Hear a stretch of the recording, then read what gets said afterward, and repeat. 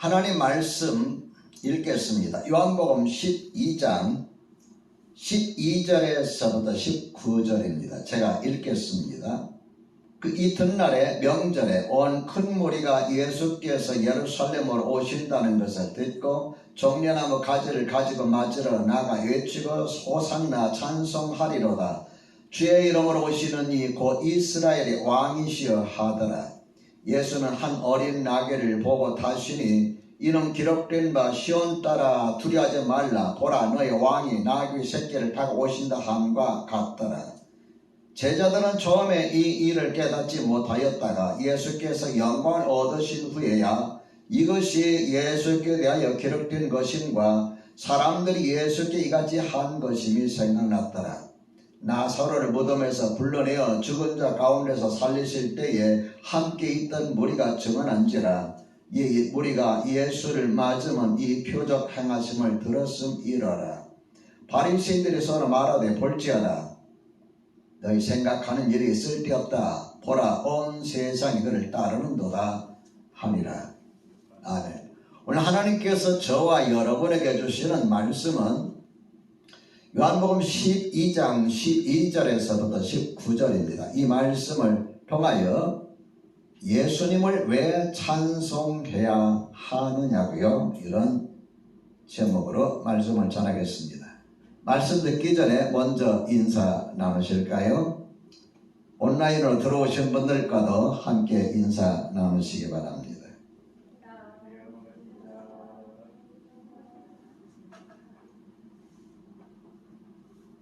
인사 다 끝났나요? 너무 빨리 끝났습니다. 한 주일 동안도 하늘의 복 많이 누리시는 저와 여러분과 저가 되시기를 우리 주님의 이름으로 축원합니다. 일기예보를 보니까 금주부터 장마권에 서서히 들어간다고 합니다. 장마가 오기 전에 집안 곳곳 한 번씩 잘 둘러보시고 점검하시기를 바랍니다. 그래야 갑자기 소나기가 쏟아질지라도 대비할 수 있기 때문입니다. 어떤 큰 일이 일어나기 전에는 반드시 전조 증세 아니면 전조 증상이 있습니다. 몸이 갑자기 크게 아팠다 하는 것도 자잘한 아픔들이 그간에 있었던 거예요. 우리 이런 자잘한 아픔들을 무시하다 보니까 이것이 쌓이고 쌓여서 나도 모르게 어느 날 갑자기 크게 팍 터지는 거예요. 여러분, 우리가 살아가면서 어떤 큰 실수를 하게 되는데 아니면 실패를 하게 되는데 이 실패라는 것이 어느 날 갑자기 찾아온 게 아닙니다. 실패의 성공학을 기록했던 그분의 말에 의하면 큰 실패 뒤에는 256번의 작은 실수들이 있었다. 이것이 모여서 어느 날 크게 터진다. 이런 글을 제가 본 기억이 납니다. 그러니까 어쨌든 실패를 한다든가 몸이 아픈다든가 크게 아픈다든가 이런 것들은 저절로 갑자기 찾아온 게 아니고 그동안에 할 수밖에 없는 그런 상황이 계속해서 쌓여갖고 단지 나만 그것을 인식하지 못하고 있었다는 거예요. 여러분, 우리가 영적으로도 항상 우리 자신을 자주 돌아보아야 합니다. 그래야 우리에게 시련이 다가올 때 그 시련을 잘 극복해 나갈 수가 있습니다. 믿으시면 아멘 합시다. 제가 여러분 온라인으로 새벽 예배를 설교하면서 또 동영상을 만들어서 올리고 하는 이 일들이 사실은 번거롭지 그지없습니다. 에너지 소모가 굉장히 많습니다. 그냥 예배 당황이 나와서 안 나오는 대로 나오는 대로 말씀 인도하고 기도하면 얼마나 편한지 몰라요. 온라인으로 여러분 예배들은 집에서 선택해서 하면 편한 것 같죠? 더 일찍 일어납니다. 세수하고 또 준비하고 그 다음에 아야어여 목 다듬고 그리고 나서 인도합니다. 정성을 다합니다. 그리고 아침을 맞이하는 거예요. 왜 그럴까요? 여러분의 영적인 삶에 어떻게 해서든지 하나라도, 한 분이라도, 한 시간이라도 도움을 드리기 위한 겁니다. 그럼 우리가 영적인 삶을 그저 편안하게 되는 대로 사지 마시고 항상 자신을 점검하면서 살아가시기를 우리 주님의 이름으로 꼭 부탁합니다. 오늘 하나님께서 여러분과 저에게 주시는 말씀은 요한복음 12장 12절에서 19절인데요. 제목이 반문이죠. 예수님을 왜 찬양해야 하느냐고요. 그 첫째 이유는 예수님이 왕으로 이 땅에 오셨기 때문이라고 하십니다. 12절과 13절을 우리 한번 볼까요? 그 이튿날에 명절에 온 큰 무리가 예수께서 예루살렘으로 오신다는 것을 듣고 종려나무 가지를 가지고 맞으러 나가 외치되 호산나 찬송하리로다 주의 이름으로 오시는 이 곧 이스라엘의 왕이시여 하더라. 우리가 누군가를 좋아하면 좋아하는 이유가 있고 누군가를 존경하면 존경하는 이유가 있습니다. 그렇다면 우리가 예수님을 찬송하고 찬양할 이유는 무엇일까요? 왜 매 주일마다 모여서 예배를 드리고 찬양을 할까요? 왜 우리가 기도할 때마다 찬양을 하고 시간 우리가 찬양을 할까요? 주님 앞에 찬양할 이유가 무엇일까요? 예루살렘에 예수님께서 올라가실 때 많은 사람이 종려나무 가지를 꺾어서 막 흔들립니다. 어떤 사람은 예수님이 지나가시는 그 길에다가 겉옷을 펴서 이렇게 지나가시게 하고 카페트를 깔듯이 그렇게 하고 어떤 사람은 종려나무 가지를 꺾어서 막 흔들면서 무슨 찬양을 했느냐 하면은 찬송하리로다 주의 이름으로 오시는 이 곧 이스라엘의 왕이시여. 그들이 이렇게 예수님을 찬양하면서 맞이한 이유가 무엇일까요? 그들의 찬양 가운데서 해답을 우리가 찾을 수가 있습니다. 주의 이름으로 오시는 이 곧 이스라엘의 왕이시여라고 했어요. 예수님께서 예루살렘에 이렇게 나귀 타고 들어가신 이 사건을 마태복음, 마가복음, 누가복음, 요한복음 4복음서에서 아주 비중 있게 다루고 있어요. 여러분 사복음서를 읽어보면 어떤 것은 다른 데 안 나오고 여기 나오고 여기 나왔던 것이 다른 데 안 나오고 이렇습니다. 그런데 예수님께서 나귀를 타시고 예루살렘에 들어간 그 사건, 이 사건은 마태복음 21장 1절부터 마가복음 11장 1절부터 누가복음 19장 28절부터 그리고 오늘 본문에 기록하고 있어요. 굉장히 중요한 사건이다 하는 것을 말씀하고 있는 겁니다. 예수님은 왕이시다 그 말이에요. 예수님은 왕이시야. 다시 말하면 성경이 예언한 메시아이시다. 복음서 중에 제일 늦게 기록한 복음서가 요한복음입니다. 요한복음은 누가 기록했지요? 사도 요한이 기록했죠. 늦게 기록했어요. 늦게 기록했는데 요한복음을 기록하면서 제일 첫 마디가 무슨 이야기였습니까? 태초에 말씀이 계십니다. 이 말씀이 하나님과 이 말씀 우리 함께 하셨을 이 말씀이고 하나님이시라. 이 말씀 태초에 말씀이 계시니라 하면서 그 다음에 밑으로 쭉 내려가면은 무슨 이야기를 하고 있느냐 하면은 태초부터 하나님과 함께 하셨던 말씀으로 존재하셨던 사람의 몸을 입지 아니하셨던 그 예수님이 1장 11절에 보면은 예수님 이 땅에 몸을 입고 오실 때에 뭐라고 표현했냐면 자기 땅에 오매 자기 백성이 영접하지 아니하였으나 그랬어요. 자기 땅에 오매 자기 백성이 영접하지 아니하였으나 온 세상을 만드신 하나님의 아들 예수님께서 자기 백성 삼으신 이스라엘 땅에 오셨는데도 불구하고 그 백성들이 영접하지 아니하였다. 정말 안타까운 것을 거기다 기록하고 있어요. 그러면서 또 무슨 말씀을 하고 있느냐면은 영접하는 자, 곧 그 이름을 믿는 자들에게는 하나님의 자녀가 되는 권세를 주셨다. 요한복음 1장 14절에 보면 말씀이 육신이 되어 우리 가운데 거하심에 우리가 그 영광을 보니 아버지 독생자, 아버지 하나님 아버지 독생자의 영광이요 은혜와 진리가 충만하더라. 이런 분이셨다. 그 이야기입니다. 그분이 이 땅에 오셨는데 이 땅에 오신 그분이 예루살렘에 어린 나귀를 타고 올라가실 때에 수많은 사람들이 찬양하기를 주의 이름으로 오시는 이 곧 이스라엘의 왕이시여 하고 영접했다는 것. 여러분과 내가 예수님을 찬양할 이유가 뭐냐? 여러분과 나의 왕이 되시기 때문입니다. 믿으시면 아멘 합시다. 둘째로 예수님은 겸손의 왕이십니다. 이 땅에 왕으로 오신 하나님의 아들 예수님은 어떤 분이셨을까요? 다시 말씀드리면 어떤 모습으로 오셨을까요? 어떤 신분, 어떤 위치로 오셨을까요?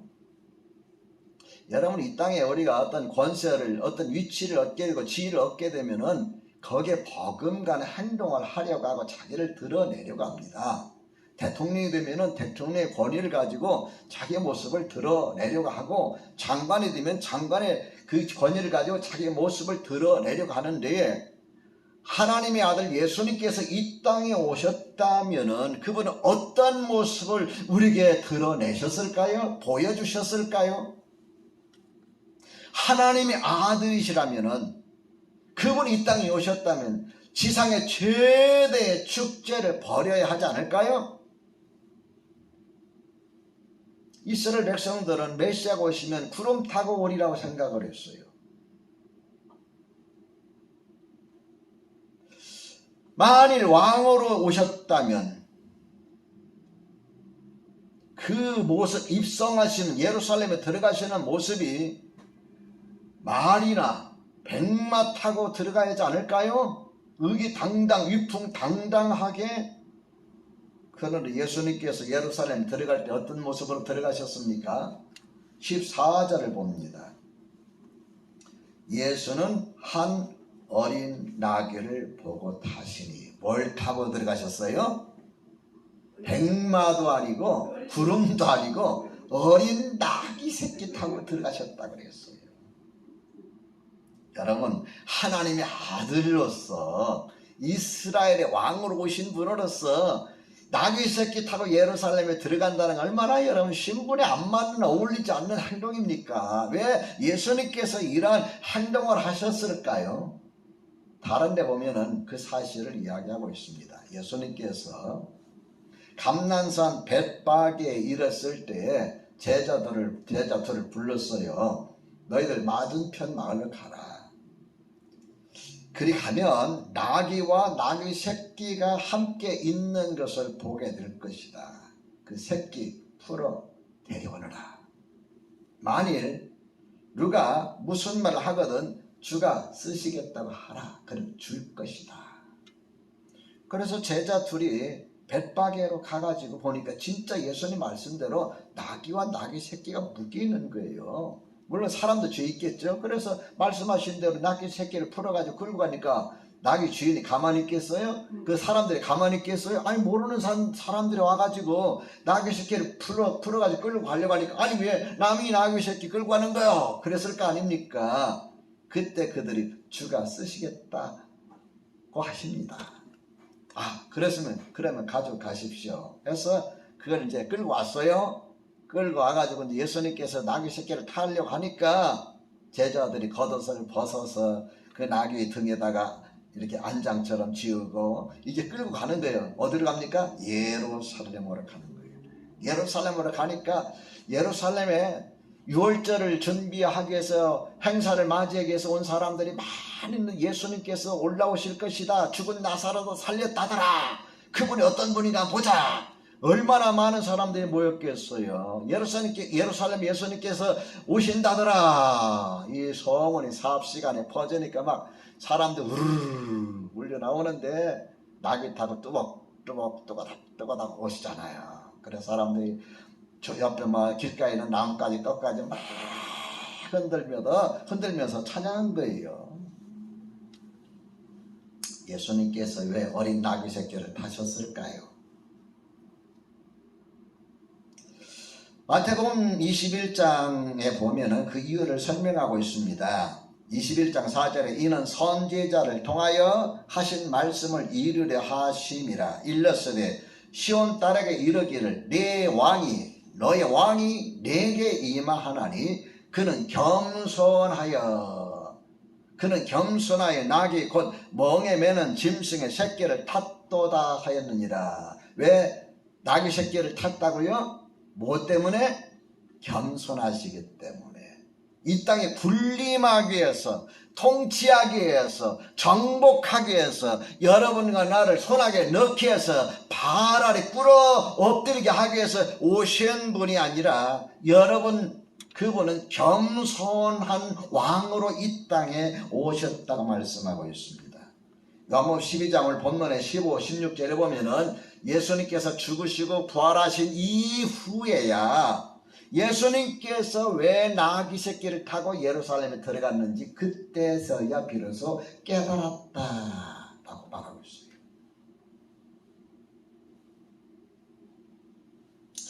저는 이 말씀을 읽으면서 이런 생각을 해봤습니다. 이렇게 하나님의 아들이시면서 이 땅에 왕으로 오셨으면서도 겸손해서 어린 나귀 새끼를 타시고 예루살렘에 들어가셨다면 그분을 모시고 사는 저와 여러분은 어떤 모습으로 살아야 할까?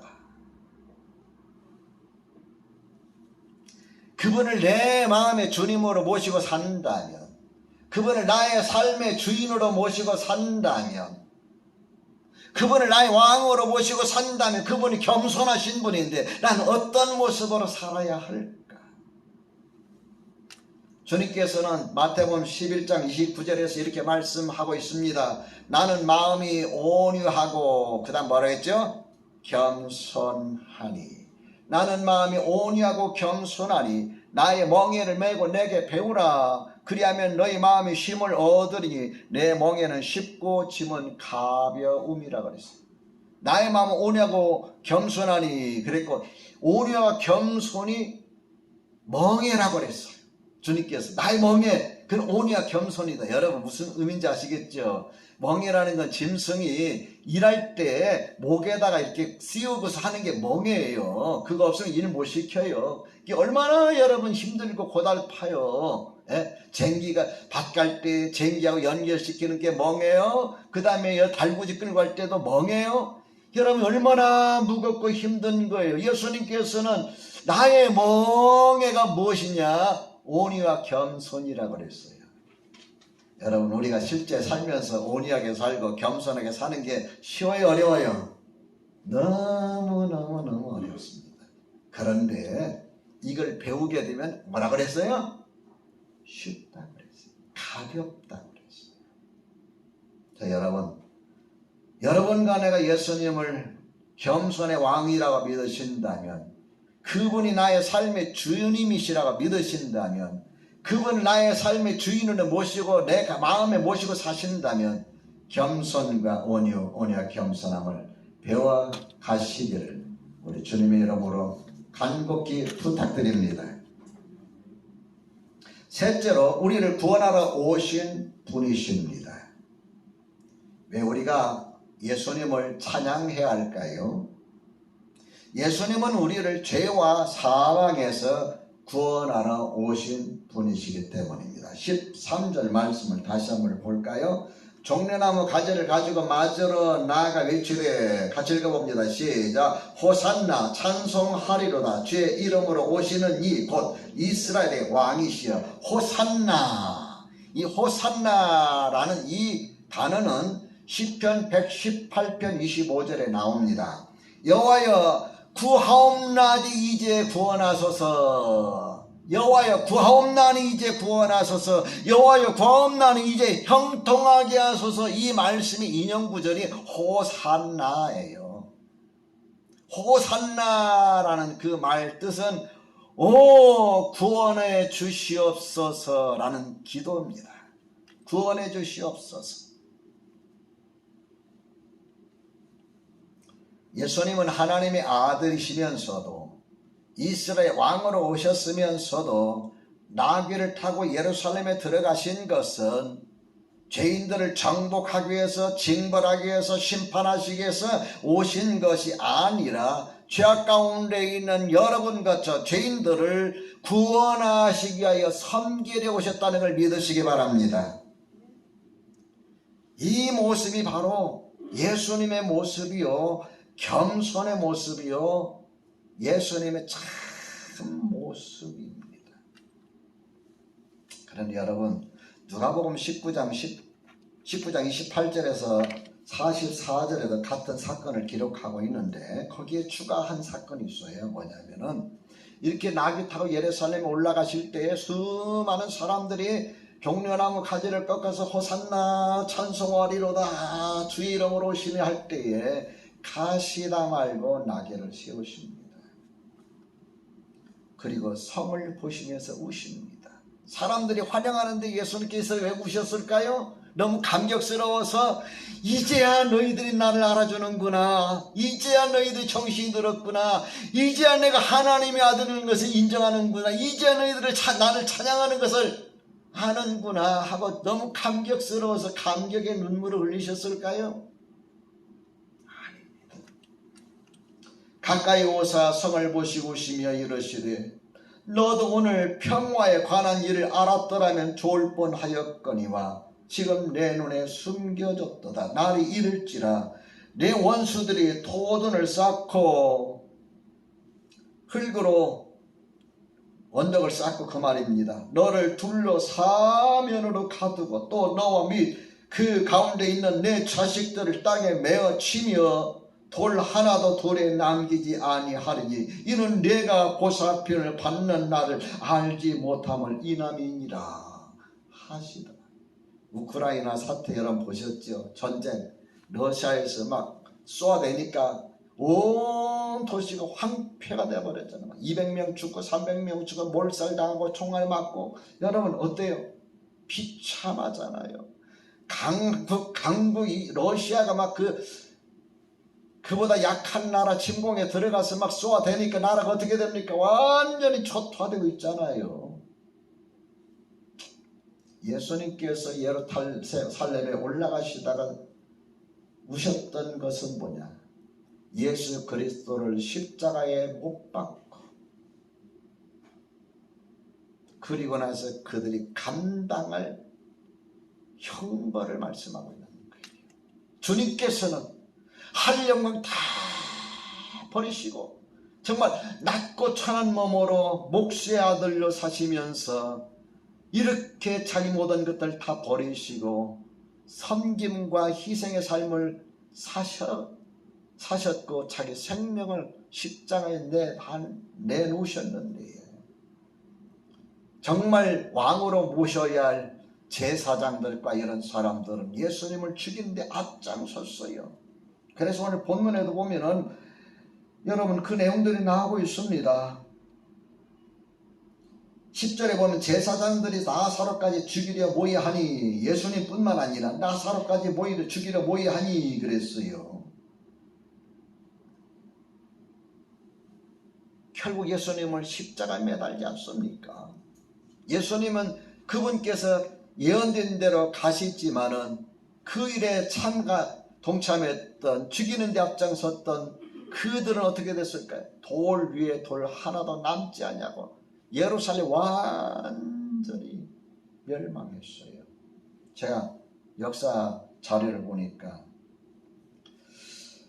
이 예언이 있은 지 40년 후에 그대로 이루어졌는데 주후 66년 유대인들이 로마에 반기를 들게 됩니다. 로마 이제 더 이상 너희들에게 지배를 받을 수 없다 반기를 들자 로마에서는 티토라는 장군에게 군사를 딸려 보내가지고 정복하게 하려 3년 동안 전쟁을 벌이고 나서 주 70년 완전히 초토화되어 버리고 나라가 없어져 버리고 거예요. 정말 주님께서 이런 일어날 일들을 보시면 너무너무 안타까우셔서 우셨던 거예요.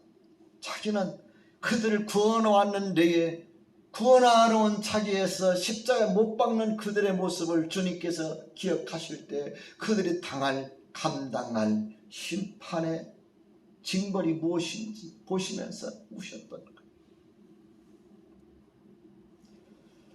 여러분, 예수님께서 이 땅에 오신 것은 우리를 심판하시기 위함이 아닙니다. 여러분과 저를 구원하시고 이 땅에서 행복한 삶을 살기를 원하시기 위해서 오셨어요. 그리고 여러분과 내가 영혼을 구원하는 이 귀중한 소중한 일에 도구로 쓰시기 위해서 불러주셨어요. 예수님은 자기 모든 것들을 다 버리시고 겸손으로 섬기시면서 구원을 이루셨다는 걸 기억하시고 우리가 살아가는 동안 그분을 높이 찬양하는 복된 삶을 살아가시기를, 그분을 내 마음의 영원한 왕으로 모시면서 살아가시기를 주님의 이름으로 축원합니다. 기도하겠습니다. 하나님 아버지, 오늘 말씀을 마음속에 다시 한번 간직합니다. 나귀 새끼를 타고 예루살렘에 올라가셨던 것은 타실 짐승이 없었기 때문이 아니라 성경에 예언한 바대로 겸손함의 왕으로 오셨기 때문인 것을 봅니다. 주님보다도 못하고 훨씬 더 못한 저희들을 주님께서 구원하셨는데 우리는 얼마나 주님을 닮아가며 겸손해져 가고 있는지 돌이켜봅니다. 우리 안에 주님의 겸손함이 있게 하시고 사는 동안 우리 주님을 영원히 찬양하며 높여드리는 삶을 살게 하여 주옵소서. 우리 주님 예수 그리스도 이름으로 기도드립니다.